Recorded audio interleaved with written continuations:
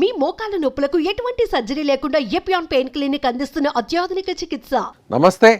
అమరావతి రాజధాని నిర్మాణం శరవేగంగా జరుగుతోంది. ఇప్పటికే ఇక పెండింగ్లో ఉన్నటువంటి అనేక బిల్డింగ్స్ అన్నింటిని కూడా వెంటనే పూర్తి చేసే విధంగా ప్రభుత్వం నిర్ణయం తీసుకుంది. దీనికి సంబంధించి నిధుల సమీకరణ కూడా దాదాపుగా పూర్తిందని చెప్పాలి. అయితే ఇప్పుడు అమరావతి రాజధానిలో అనేక కంపెనీస్ వచ్చి అక్కడ పెట్టుబడులు పెట్టడానికి, అదేవిధంగా అక్కడ తమ కార్యకలాపాలను విస్తరించడానికి కూడా రెడీ అవుతున్నాయి. అయితే ఈ నేపథ్యంలో తాజాగా ఇప్పుడు ఒక నిర్ణయం అయితే జరిగింది. అది ఏపీ ముఖ్యమంత్రి నారా చంద్రబాబు నాయుడు గారు ఇక్కడ 5 ఎకరాల భూమిని అమరావతి రాజధాని ప్రాంతంలో ఆయన కొనుగోలు చేశారు. ఇటీవలే రైతుల దగ్గర నుంచి ఎవరైతే రైతులు అమరావతి రాజధాని కోసం ల్యాండ్ పూలింగ్లో భాగంగా భూములు ఇచ్చారో తిరిగి ప్రభుత్వం వారికి సిఆర్డీఏ వారికి తిరిగి ఎక్కడైతే ప్లాట్స్ ఇచ్చాయో ఆ ప్లాట్స్కు సంబంధించి 25,000 గజాలను చంద్రబాబు నాయుడు గారు ఇటీవల కొనుగోలు చేశారనేటువంటి వార్త ప్రస్తుతం తెలుస్తుంది.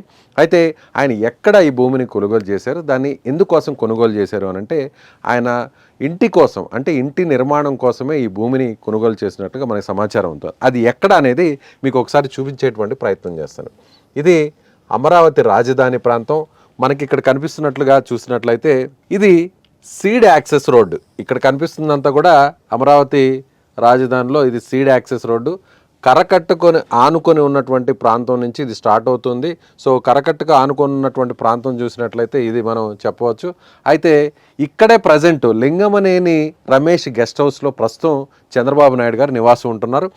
2014లో తెలుగుదేశం ప్రభుత్వం అధికారంలోకి వచ్చిన తర్వాత ఆయన అమరావతి రాజధానిని ఎంపిక చేసిన తర్వాత ఆయన సపరేట్గా ఒక వెహికల్లోనే ఉంటూ నేరుగా హైదరాబాద్ నుంచి ఇక్కడికి వచ్చిన విషయం తెలిసింది. ఆ తర్వాత ఆయన నేరుగా అక్కడ కరకట్ట మీద విజయవాడ అమరావతి మధ్యలో ఉండేటువంటి కరకట్ట మీద ఉన్నటువంటి guest house Lingamaneni Ramesh guest హౌస్లో ప్రస్తుతం ఆయన అక్కడే నివాసం ఉంటున్నారు. అయితే ఇప్పుడు తాజాగా ఎక్కడ భూమిని కొనుగోలు చేశారో అండి మీకు వివరించే ప్రయత్నం చేస్తాను.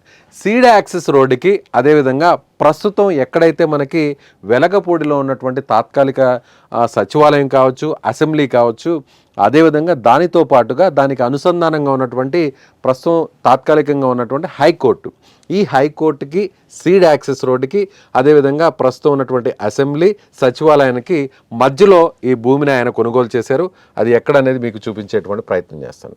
ఎగ్జాక్ట్గా చూసినట్లయితే ఇది ప్రస్తుతం ఉన్నటువంటి హైకోర్టు, ఇది ప్రజెంట్ ఉన్నటువంటి హైకోర్టు బిల్డింగ్ ఇది. సో ఈ ప్రాంతానికి కూడా కేవలం 1 కిలోమీటర్ల దూరంలోను. అదేవిధంగా ఇక్కడ మనం చూసినట్లయితే ఇది ప్రస్తుతం ఉన్నటువంటి సచివాలయం. సో ఇది అమరావతి రాజధానిలో ఉన్నటువంటి సెక్రటరేట్, సో సచివాలయం ఈ ప్రాంతానికి కూడా దగ్గరగా ఉంటుంది. ఇది సీడ్ యాక్సెస్ కూడా చాలా దగ్గరలో ఉండేటువంటి అవకాశం ఉంది. ఇక్కడ ఆల్రెడీ మందడం అనేటువంటి ప్రాంతం ఉంది. మందడం ప్రాంతంతో పాటుగా వెలగబుడి ప్రాంతం కూడా ఉంది. అంటే వీటన్నిటితో పాటుగా చూసినట్లయితే ఎటు అయినా సరే, అదేవిధంగా వీటికి సంబంధించినటువంటి ఏపీ యూనివర్సిటీ కూడా దగ్గరలోనే ఉంటుంది. అంటే ఎటు చూసినా కూడా కవర్ అయ్యే విధంగా రైతులకి ఎక్కడైతే ప్లాట్స్ ఇచ్చారో ఆ ప్లాట్స్ ఇచ్చినటువంటి ప్రాంతంలోనే రైతుల దగ్గర నుంచి ఆయన కొనుగోలు చేశారు. అది ఎక్కడనంటే ఇక్కడ ఈ ప్రాంతంలో ప్రస్తుతం మనకు ఆయన ఇంటిని కొనుగోలు చేసినటువంటి పరిస్థితి. ఎగ్జాక్ట్గా చూసినట్లయితే ఈ ప్రాంతం అనుకుంటే ఇక్కడ నుంచి ప్రస్తుతం తాత్కాలికంగా ఉన్నటువంటి సచివాలయం, అసెంబ్లీ కేవలం 1 కిలోమీటర్, 1.5 కిలోమీటర్లు ఉంటుంది.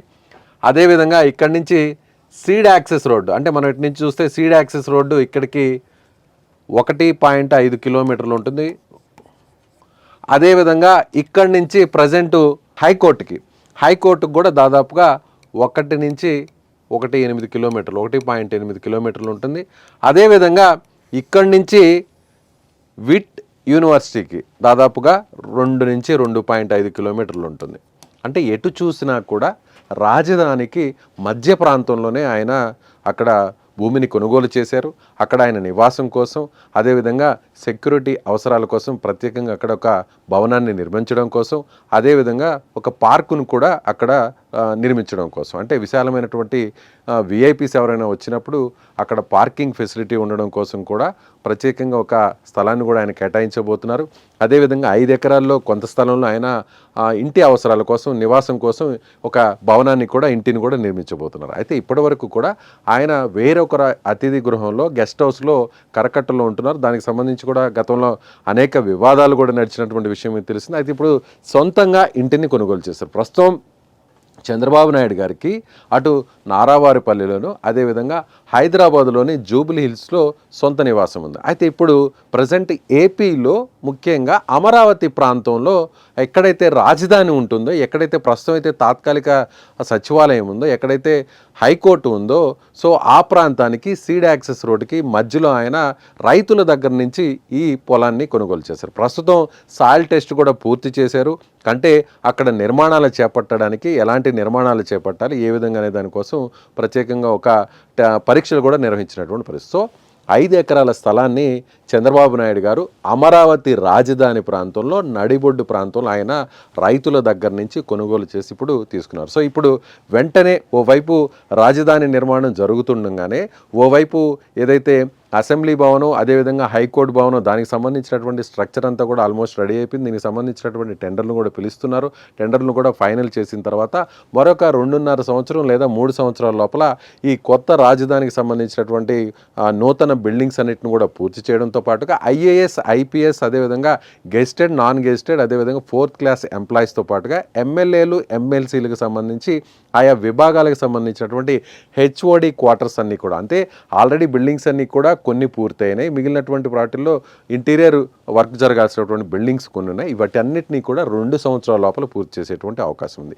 ఈ లోపే చంద్రబాబు నాయుడు గారికి సంబంధించినటువంటి ఇంటి నిర్మాణానికి సంబంధించినటువంటి పనులు కూడా స్టార్ట్ చేసి ఒకే టర్మ్లో అన్నిటినీ కూడా పూర్తి చేయాలనేది కూడా ఇప్పుడు చంద్రబాబు కుటుంబం ఆలోచిస్తున్నట్టుగా చూడొచ్చు. అంటే సాక్షాత్తు ముఖ్యమంత్రి గారే చంద్రబాబు నాయుడు గారే అక్కడ సొంత ఇంటిని కట్టుకుంటే ఓవైపు రాజధాని నిర్మాణం జరుగుతుండగానే ముఖ్యమంత్రి అక్కడే నివాసాన్ని ఏర్పాటు చేసుకుంటే విఐపీల రాకపోకలు ప్రజాప్రతినిధుల రాకపోకలు అక్కడ ఆటోమేటిక్గా ఆ ప్రాంతం అంతా కూడా డెవలప్ అవుతుంది. అటు రాజధాని అట్ ది సేమ్ టైం ఓవైపు నిర్మాణం జరుగుతుండగా మరోవైపు ఆయన ఇంటి నిర్మాణాన్ని త్వరగా అంటే రాజధాని కంటే కూడా బిల్డింగ్స్ కంటే కూడా ముందుగానే ఆ ఇంటి నిర్మాణం జరుపుకుంటే సో అక్కడ ఒక హైప్ క్రియేట్ అవుతుంది. ఆల్రెడీ అక్కడ ఒక అభివృద్ధి జరిగేటువంటి అవకాశం ఉంది. ఆ ఇంటితో పాటుగా మరికొంతమంది విఐపీలు కూడా అక్కడే నిర్మాణాలు చేపట్టేటువంటి అవకాశం ఉంది. సో ఎటు చూసినా కూడా రాజధాని మీద పూర్తి స్థాయిలో ప్రభుత్వం ఫోకస్ పెట్టింది.